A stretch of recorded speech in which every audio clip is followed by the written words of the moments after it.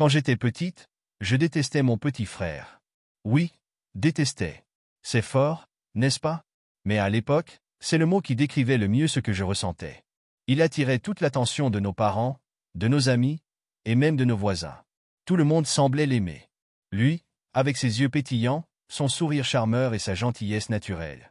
Moi, je me sentais invisible, oublié. Et comme si ça ne suffisait pas, chaque jour, il venait vers moi avec un dessin qu'il avait fait. Toujours avec le même enthousiasme, il disait « Regarde, grande sœur, c'est pour toi ». Je me souviens de ces moments comme si c'était hier.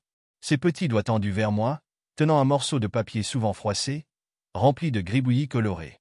Des soleils maladroits, des cœurs tremblants, et toujours nous deux, main dans la main ou riant ensemble. Mais moi, au lieu de sourire, au lieu de l'encourager, je le repoussais. « Ton dessin est affreux, laisse-moi tranquille. » Mon ton était froid, parfois cruel. Pourquoi? Parce qu'au fond, j'étais jalouse. Je n'arrivais pas à comprendre pourquoi il était si aimé, pourquoi il attirait tous les regards et tous les compliments, tandis que moi, je me sentais mise de côté.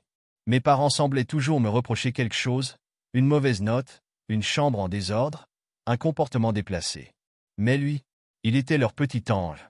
Malgré tout, il ne se laissait pas décourager. Chaque jour, il revenait avec un nouveau dessin. Et chaque jour, je le rejetais. Je voyais ces morceaux de papier comme une intrusion dans ma vie, un rappel constant de ma frustration et de ma jalousie. Pourtant, il continuait. Inlassablement. Puis, un jour, quelque chose a changé. Ce matin-là, il ne m'a pas tendu de dessin. Il ne m'a pas souri en disant « Regarde, grande sœur ». Le silence a envahi la maison. J'ai trouvé ça étrange, mais je n'y ai pas prêté attention. Peut-être était-il simplement occupé. Mais ce silence a duré. Quelques semaines plus tard, la vérité m'a frappé comme une vague glacée. Mon petit frère était malade. Gravement malade. Le genre de maladie qu'un enfant ne devrait jamais avoir à affronter. Le cancer.